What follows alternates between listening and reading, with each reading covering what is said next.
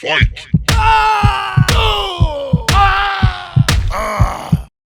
Clash of Champs. Download free.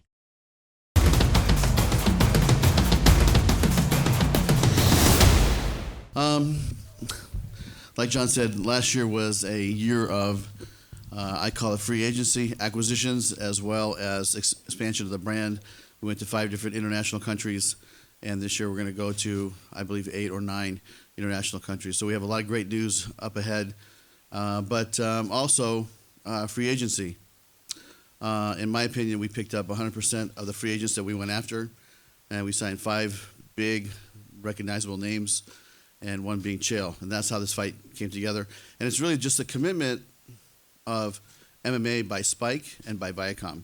And, I was talking to somebody today earlier that's a radio station host, and I said, if it wasn't for the commitment of Viacom and Spike back in 2006, who knows where the sport would be today. And that commitment hasn't stopped. So I thank Spike, John Slusser. I'd like to thank Kevin Kay. I'd like to thank our sponsors, Light Beer from Miller, Monster Energy Drink, Dave & Buster's, and Blackheart Rum. So we got exciting fights. We got a great lineup, also on the TV side as well as on the stream side. So we're really excited about it, and I look forward to some great fights by all these professionals here. Thank you. So this time,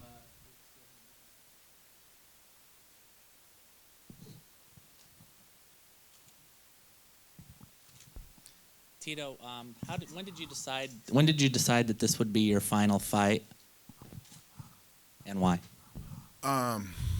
It was a big decision.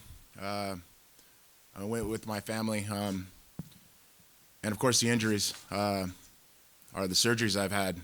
Having 8 major surgeries through my career, starting in 2003 with ACL surgery, ending up with fused C6, C7 in my neck last year after the Liam fight. My biggest enemy has been my body because I push myself so hard. I don't take shortcuts. I go as hard as I possibly can every single training camp, no matter what. No matter what injuries are pushed in front of me. I push them aside, and I go through it, and I fight. After the fight's over, I fix myself. I'm very thankful for my surgeon, Dr. William Smith out of Las Vegas, who's been able to put me back together. I'm literally the $1 million man because of all the surgeries I've had. But 20 years is good enough for me. I want to make it an even number. An even number, 20 years is perfect. 2 decades. There's only one other fighter I can say who's been in here 20 years, and that's Vitor Belfort. We're 2 old lions. This is my kingdom, and on Saturday night, I'm going to roar. I'm going to show jackals like this guy, Chael, the P, Sonnen, what a king's truly like. You came in there, you look pretty tense right now looking at Chael. Is he the perfect opponent for you, and how do you envision the perfect ending for your career on Saturday night? I'm going to dominate. I expect no least than what I expect in my camp, what I've been doing in my camp against the training partners I've had, the work I put in over the last 14 weeks. I dislike this man. Not even a man. He's a child. He's said some personal things about me, and he's lit a fire under my ass like no other. I've been in camp for 14 weeks. This guy thinks he could come in after 8 weeks of camp and compete with me after taking 3 years off. I'm going to hurt him. I'm not looking for a submission. I'm going to dominate. I have something to pay back. He embarrassed me on my birthday. I'm going to embarrass him on Saturday night. Questions? First to you, Scott. Do we have a confirmation on the opponent for Colleen Snyder this weekend? That's something we may have ready to announce later this afternoon, but right now we do not. Okay. And then you've announced the fact that you're crowning a 145-pound champion right now in the women's division. Are we going to be seeing a flyweight champion crowned this year? Right now we'll commit to the 145-pound division, and then we'll see how it goes. But I would say by the end of the year, we will have a new 25-pound champion too. For Paul, now Great Britain has had so many great champions over this past year in terms of the boxing and combat realms. Can you, kind of expand about how proud you might be of Great Britain and how far it's come in terms of the combat realm, and you being a representative of that here on the Bellator? Yeah. Well, first off, us in Great Britain, we started this shit. You know, we started fighting, we started taking over countries and all that stuff, and you know, we had the Great British Empire and fighting's in our blood. As far as the recent champions, I think the support that we're getting from the media and the fans getting behind these individual sports is doing great, creating stars, putting on the big fights. And for me, I'm very proud to be a fighter from England. And for you, Chael, you know, a lot of talk about how media kind of affects a fighter coming into fight week. You seem to be one of those that relish in the fact that you do a lot of the media during fight week. Is there an advantage for a fighter to do that, you know, and to take their minds off of maybe the fight or anything like that? Can you expand that a little bit? Yeah, I like distractions. I don't even know what Tito's doing here. I came here to fight Vanderlei Silva, and he's busy. I got a phone call, said, you want to fight Tito on January 21st? My wife said we didn't have anything going on, so I came out to California. I love having distractions. I don't like days off. Tito is literally in the only profession I know of where you don't need to wear a suit, and he keeps showing up in one. It's like a local funeral parlor closed, and he went and took it off a corpse. Dude. Something you need to learn. Shows up looking like a maitre d' at Golden Corral. Yeah. I'm just happy that he class. got here. Somebody got him the Uber app, or he thumbed a ride down here. I hope he gets to the Forum on You're Saturday very welcome. night. Your chick actually have red penny night this weekend because you're getting paid because of me. Speaking of which, Tito, what did you do with the money you won off of Amanda Nunes, by the way? Actually, I just parlayed it into me kicking Chael's ass. Yeah, everything in that photo about Tito with that ticket, except Tito. I could have sent out that same. You really think Tito Ortiz put 55 grand on Amanda Nunes? Come on, man. No. Okay, final question for You Scott. were a little speechless on that. Yeah, a little bit speechless. Did I on just that. break it to you that there's something out there called Photoshop? I think everybody's starting to believe your lies now. Finally, your lies aren't becoming truth, huh, buddy? Final question for Scott. There's a lot of female free agents out there right now, like Sarah Kaufman and Barb Homchak. Are you looking at the female end of the free agency market, and are we maybe see some of the female stars make their way over to Bellator? You know, I would say that any fighter, male or female, that's top in the weight class, we'll be talking to all of them if we haven't been already. Two questions over here, Tito. Last fight, going through that camp, have you thought at all about your legacy, what this is going to mean? Last time walking into fight, is any of that popped into your head while you were working out? No, not at all. All I've been thinking about is just beating Chael. That's it. And this is for both of you. Do you recall going back to the time that you guys squared off on the mat, collegiate wrestling? Do you have any recollection? Do you remember any of that? Anything from that match? Chael doesn't. I do. I don't remember hitting a low single on me. I don't remember that. I just remember him hitting me in the headlock and being so pissed after and seeing, do I sit on the chair and say, woe is me? Or do I put my shoes on and go run stadiums, get ready for the dual meet the next day? And that was a big, huge mark in my life as a person, being a quitter or being a winner. Saturday night will show.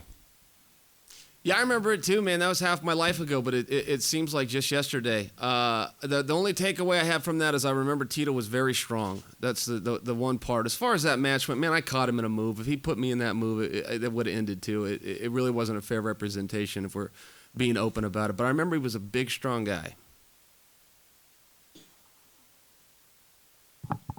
Hey, Chael, Tito. Question for both of you guys. What does your opponent do best, and what do you think you can exploit? Tito, go ahead. Tell him what I do so well. Well, he talks well. His mouth has gotten him in every fight, big fight that he's had. And every time when it's time to present and perform, he's failed. On Saturday night, it's not going to change. What I do well, I come in with heart, I come in with determination, I come in with hard work and perseverance. When I get my hand raised, I don't know why. And so are all the millions of fans that have had my back over the last 20 years. Tito always says I'm using my mouth to get my opportunities. The only person I know that made money using their mouth is his ex-wife. Well, just to correct you, I was never no marriage. You're a fucking punk, dude. That's what you call class right here compared to no class. That was a nasty line. No by class. me. No class at all. That's why you see him with thongs and fucking jeans and a t-shirt. No class. They don't call you the bad guy for nothing. A bad girl. This is for Halleck Gracie. Is You this don't even fucking know, dude. Eddie Mercado right here with Bloody Elbow? Keep feeding that fire, Is this buddy. going to be a one and done for you, or can we expect to see you again inside the Bellator cage? We have a multiple fight contract, and yeah, I'm looking forward to really, yeah, going for it. Okay, and for Brennan Ward, in your last fight, you had Saad Awad up against the fence, right here. You had Saad Awad in a bad position up against the fence, and he said, "Hey, do you want to wrestle or do you want to bang?" So you obliged him, and you separated, and you decided to stand and trade. If you have Paul Daly in the same situation, would you oblige him and release him from a precarious situation? Me and Paul, we're gonna stand and bang. There's no question about that. There's not gonna be it's gonna be no wrestling match out there. Yeah, can I wrestle? Yeah, can I take guys down? Absolutely. Am I going to in this fight? Absolutely not. I'm giving the fans what they're tuning in to see. Two of the most exciting guys on this whole roster in any weight class. That's me and Paul. It'd be an injustice to all you fans and everyone else if me and him didn't stand and bang two of the baddest dudes in this whole entire sport. So yeah, get ready for that. Get ready for these bombs coming. Okay, and for Mr. Coker, when can we expect Rampage Jackson back in the Bellator cage? We had already talked about him fighting towards the end of March, so we're just locking down the opponent and location, and we got some things to figure out. But maybe we'll have something to announce by early next week, or maybe even Saturday night. We'll see. Okay, and have you looked into Ryan Bader or Lorenz Larkin as being potential additions to Bellator? I'll tell you, it goes back down to the philosophy of, look, if you're a free agent and you're completely free and you are in the top rated like Ryan is, and you're free to talk, we're going to talk to you. So we're talking to everybody. Okay, and for Tito Ortiz, first off, Tito, thank you for everything you have done for mixed martial arts. And can we expect to see you at future Bellator events after your retirement? I expect to. I guess that's a Scott question. Mr. Coker? Yeah, absolutely. I mean, Yeah, Tito's been a great brand. Tito's a legend in the sport. He's done everything. He's accomplished everything, and he's been a great brand ambassador for Bellator. Ever since I've been here for the last couple of years. And I mean, I've been treated with nothing but respect, nothing but class through Bellator. Anything they want me to do, I'm willing to do. I'm here for them. I'm here for the business. I'm here for their company. They need someone, an ambassador, to push it forward. I'm here to do it, without a doubt, with class too. Scott, can you talk about the landscape of free agency? I know since the UFC has been sold, there's been a lot of cutbacks over there. Do you anticipate them to be making some wholesale cuts in their roster? And maybe, Chael, you may have some inside information on that as well. Yeah, I think I can't speak to their business philosophy or which direction they're heading. I can only say that the phone has been ringing a lot more in the last 6 months than it has, maybe the year before that. And we picked up 5-6 pretty good free agents, and we're negotiating with 2 or 3 right now. So, like I said, we're committed to going after everybody, and we received the mandate from the top down saying, look, if they're free and you think they can move the needle, then go get them. So that's the commitment. As Scott said, Tito, we do thank you for your 20 years in the sport. You are clearly a legend. You were the poster boy of the other organisation for a long time. Do you think Chael's making a mistake this is your last fight, in the fact that he continues to poke the dragon? It's kind of funny. I was listening to Christian Walken, little skit he did, and he talked about the lion, king of the jungle, this huge lion with a big giant mane in this hot, smothering weather in Africa. And the little small lions come up, kind of poke at him, bite on his ear, bite on his neck. The lioness comes over and bugs him. Then you got the jackals and the rest of the wilderness looking and seeing this lion's on that mountaintop. And they come over and bother him. The jackals laugh at him. The hyenas laugh at him, nip at his toes. They eat all of his food. And they sit back. And they got jackals like this who think it's a comedy. Until one day he gets sick of it and he attacks and he shows to these people who the fucking king of the jungle is. And this little hyena, I'm gonna eat right through him. And we'll see on Saturday night. You know what? It's good because it fuels me. It's fueled me over the last 14 weeks. And it's great to see. Because you hear that snoring nose? That's a snoring nose you're going to hear in the second round of the fight. I'm dominating. That's good. That was good. That was good work by you. I gave you a good setup. Yeah, you're a good comedian, man. That's about it. You're a good actor. That's about it. Just here to help. I'm a fighter. You're an actor. You're on the fucking Apprentice because of me. You're the bad guy because of me. You trying to talk because of me. You've never won a world title. Who's the last champion you've ever beat? Who's the last legend, as you say, you've ever beat? You call yourself a legend? What have you done legendary besides talk? Buddy, on Saturday night, those little blue eyes are going to be sparkling even more, man. Just wait and watch. Just wait and watch.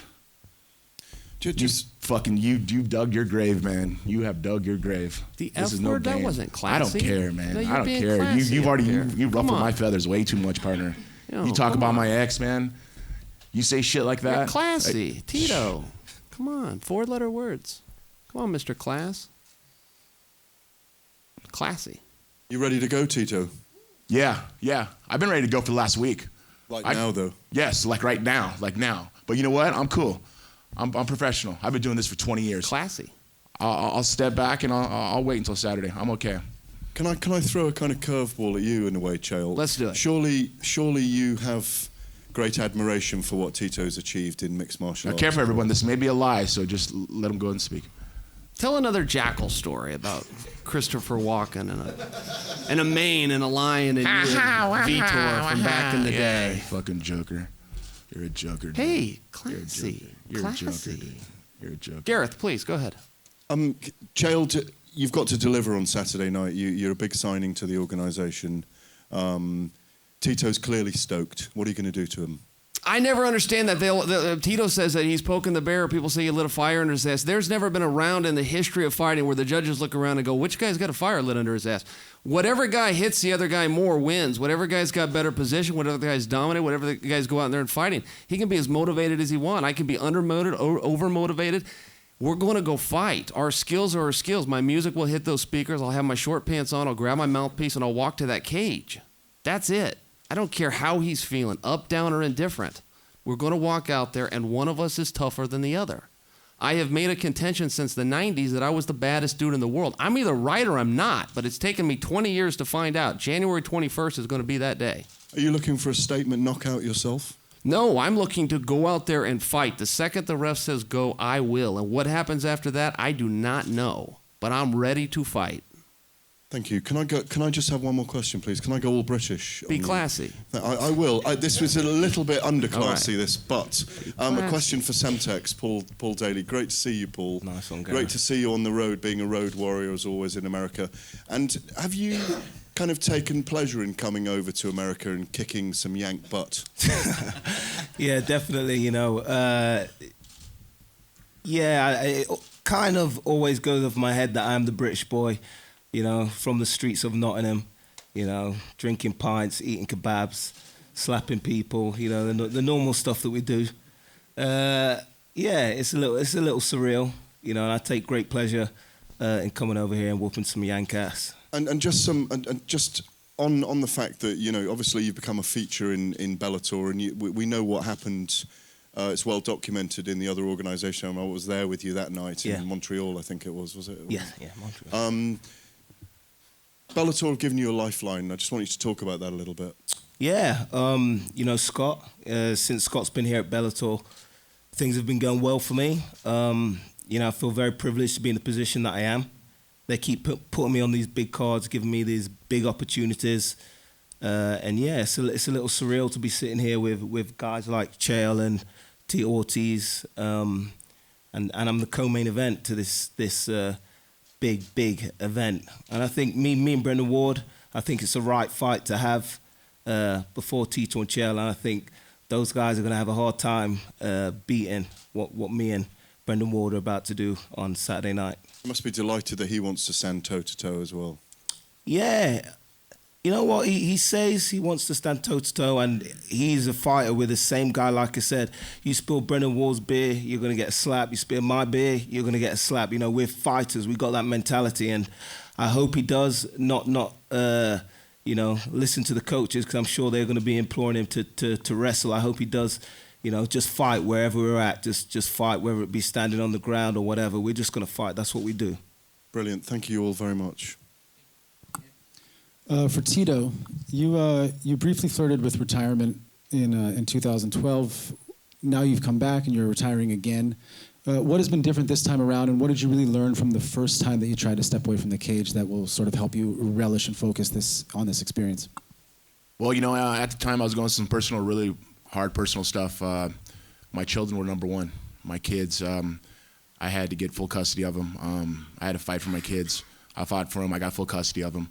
I had to get away from the company that was disrespectful towards me, that was painting me in a bad limelight that wasn't true. So I had to walk away. And as I walked away, I got a hold of Bellator, and they wanted to sign me, and I wanted to fight. At the time, I was only 38 years old. I felt young. I felt good. I went to some competitions, and it seemed like something I wanted to do. I want to make sure that when I walked away that I wasn't happy about it. I want to make sure when I walked away that I was like going, yes, I gave it my all. I gave it everything I possibly can do. And now that Scott Coker's a part of this company, it's been every way I've always thought it should have been when I left the UFC.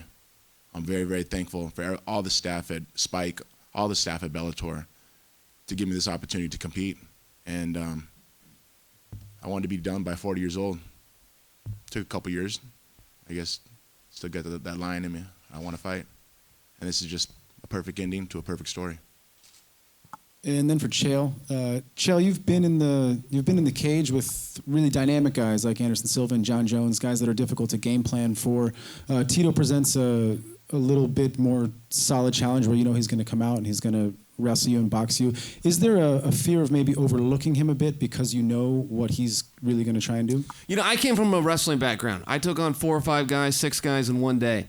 And you never knew who your opponent was, is my point. It's a bracketed format. Even when you know who shows up, you don't know who's going to win, who's going to advance, what side of the brackets it's on. Point is, I've never game planned. I've never watched the other guy and thought, well, he does this and I need to do that. I focus on myself completely. They throw in new guys all the time, and it doesn't make any difference to me. I show up ready to fight, and that's it. And my skills are my skills. And sometimes it's been enough, and sometimes it hasn't. But either way, you make that walk and you find out.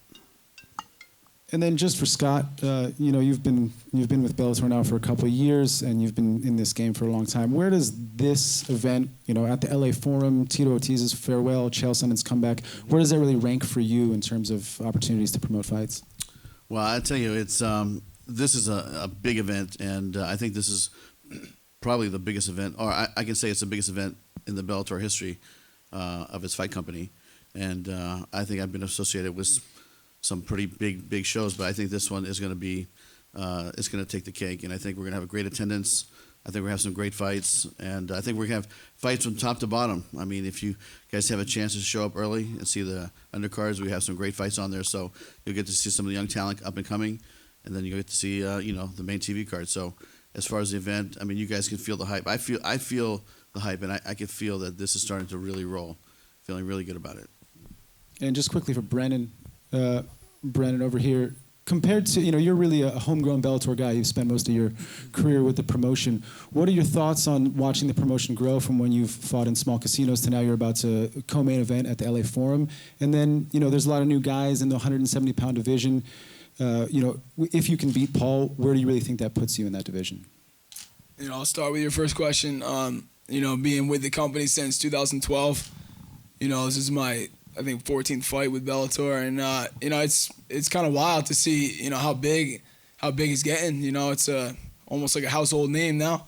Just like the other organization that everyone talks about. And back when I started, man, there's I'll never forget my first fight with Bellator in Rhode Island. Where we're from, and there was probably it was at a college. It was on a college campus, URI, University of Rhode Island, at the Ryan Center, and man, there was probably 1,000 people there, max, probably 1,000 people, and now fight at Mohegan Sun, where I'm from, another local spot sold out, 10,000 people come out to LA, it's gonna be packed.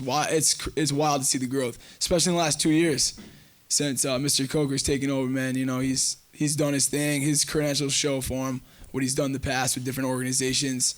He's a businessman. He knows what he's doing. He's doing a pretty good job steering the ship. You know what I mean? It's taking us all along for the ride. So I'm grateful to have this opportunity. And your second question about other 170 pounders in the division, guys like me and guys like my opponent on Saturday night, we don't care who we fight. We'll fight any dude. That's like what Chael said. I come from a wrestling background as well. I don't do a lot of game planning. I'd have 5-6 matches in a day at a national tournament. I go into double overtime. I wrestle a total minutes more than I probably fought in my last 5 fights in one tournament. So you can put us up against any guy, and it don't matter who we fight. We're gonna fight anybody. We're wrestlers. That's what we do. We fight anybody at any time, any place, any weight. That's how we get down. Chael, you made the comment recently that you felt as if your career had begun at the same time as Tito's did, that you would have beaten him early on and that he wouldn't have gone on to have the kind of career that he had at the other organization and at here because you would have handled him early on. Where does that level of confidence come from that you're so much better than him? I think Tito's awesome. I don't dispute that he belongs in the Hall of Fame, that he's a legend, and I don't dispute any of his world championships. My contention from day one is I was the baddest dude in the world and I couldn't get my opportunity. When I got it, I ran with it, and I'm still here. But I was in the practice room with world champions, Pride world champions, UFC world champions. I knew everybody in the world that could whip my ass, and that guy's name was Randy Couture, and there was no one else out there. And the guys that were around and the guys that had the belts, they will tell you I was whipping them on a daily basis, and they did everything they could to keep me out of the organizations. That's a reality. I thought I could beat Tito, but I never locked up with him. I don't know for sure, but I told everybody that I could, and it took me 20 years to get here, and we're all going to find out together whether that statement's true or not.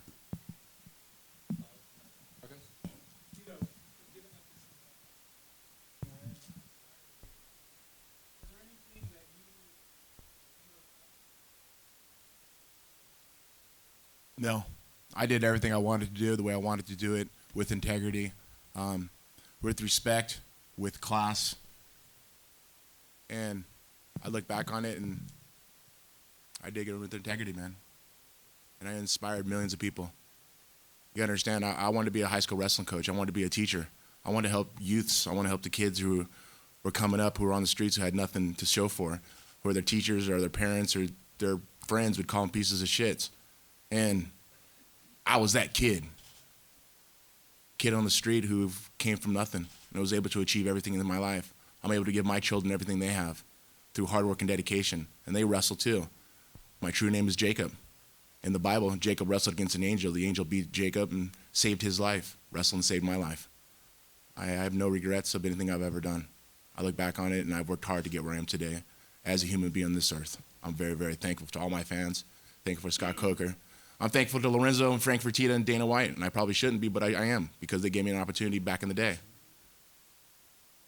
I'm thankful that Chael called me out, because now I get an opportunity for redemption.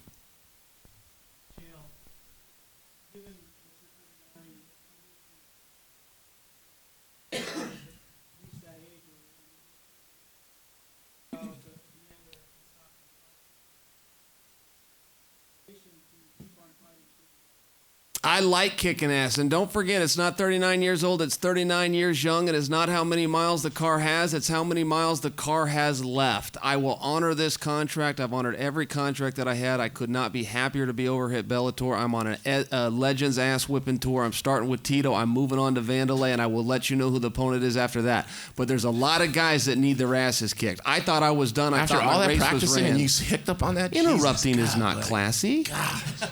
I'm No, just saying. interruptions aren't. Look at that. heard the Brought same him things down in the over and dirt over with and me, over did again. it? Said he wouldn't come here, but I got him here, didn't I? Got him all frustrated in his nice suit and his 4-letter words. What was I saying? I was saying something brilliant. What was it?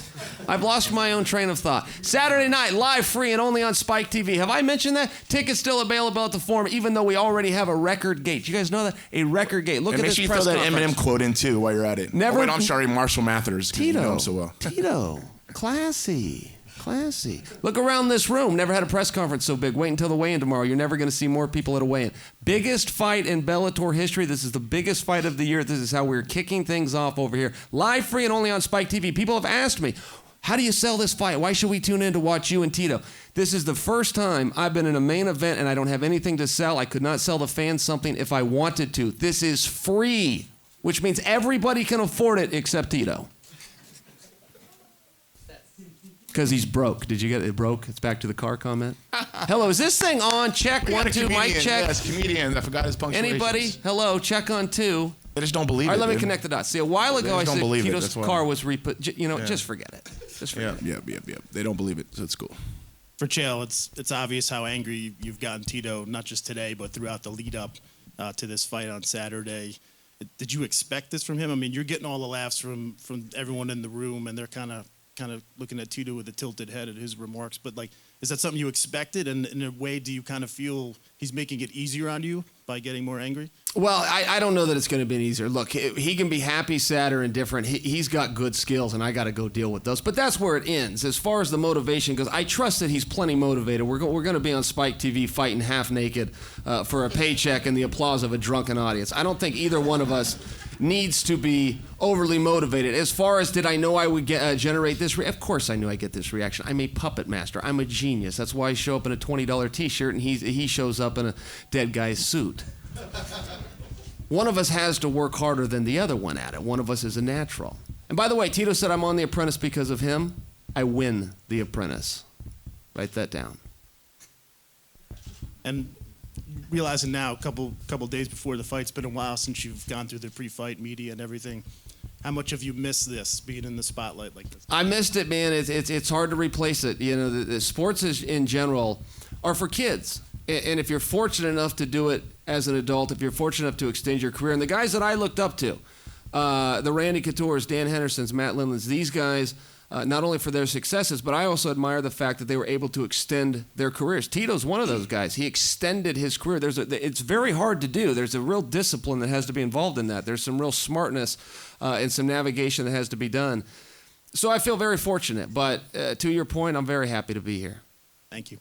And for Tito, how are you planning on controlling your anger once you get in the cage over here? I've been fueled on anger my whole career. You haven't noticed that? Oh, you must be new. I'm sorry. Not new. No, I've been fueled on anger my whole time, my whole career. I love it. I love to prove people wrong. I've been doing it my whole life.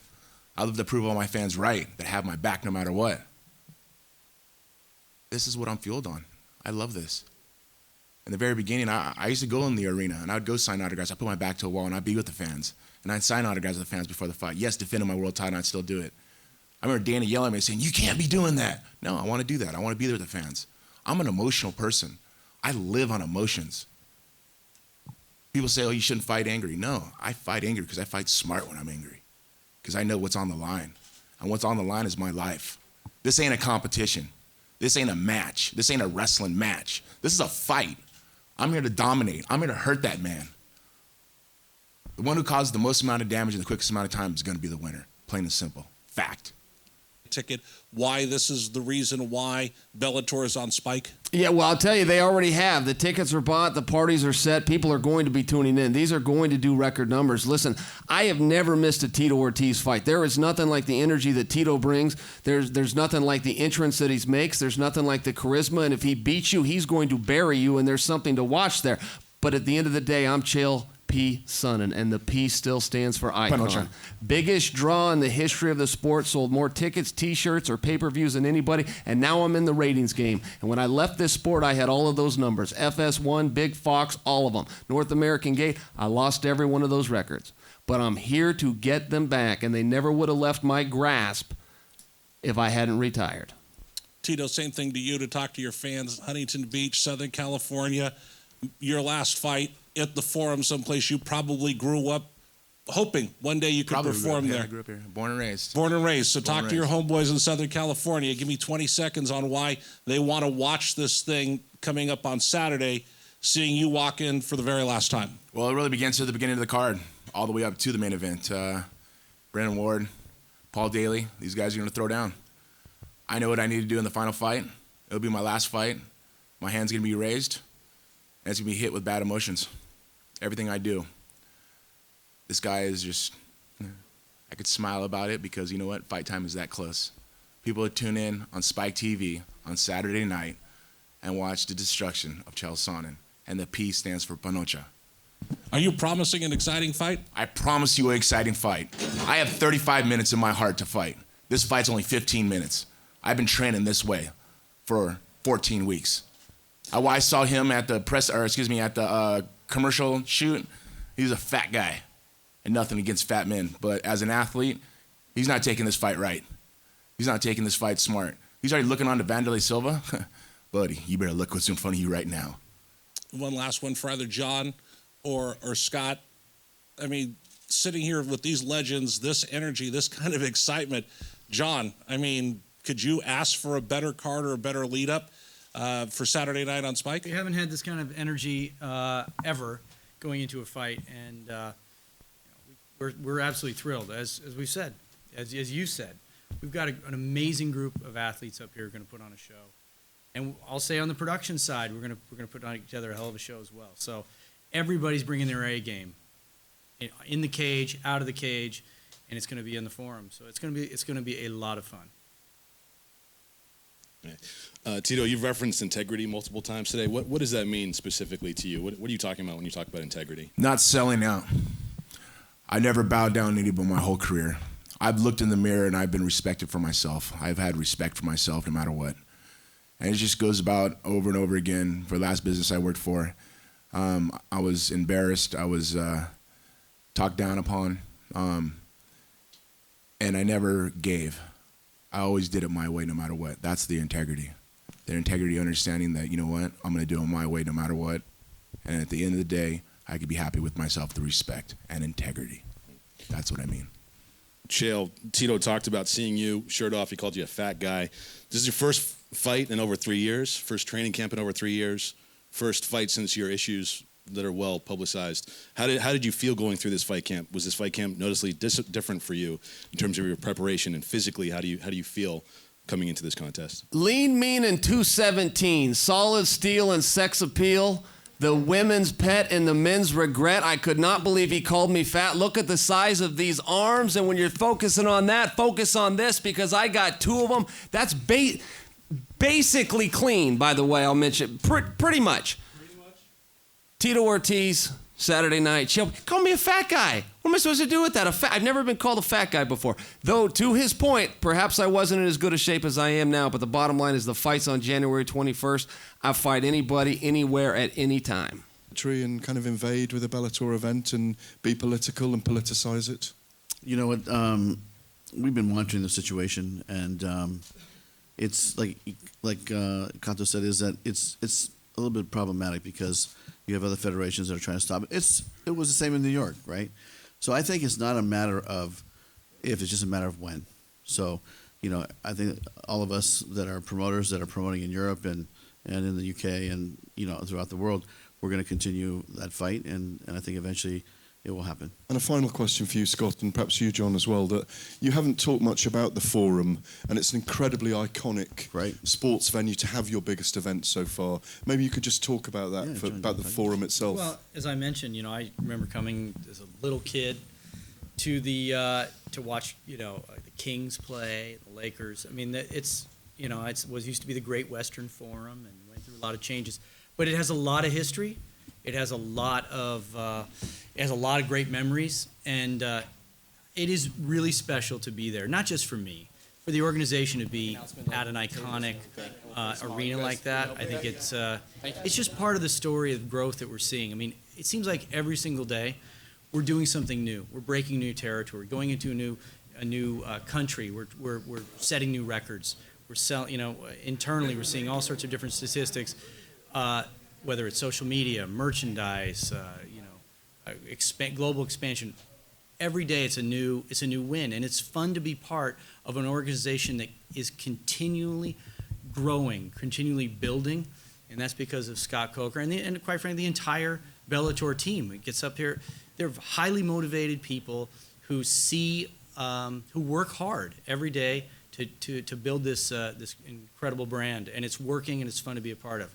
So to be in the Forum is just one more of those great kind of high five moments that we have, And I'm proud to be a part of it. I'm excited about it, and I can't wait to be there on Saturday.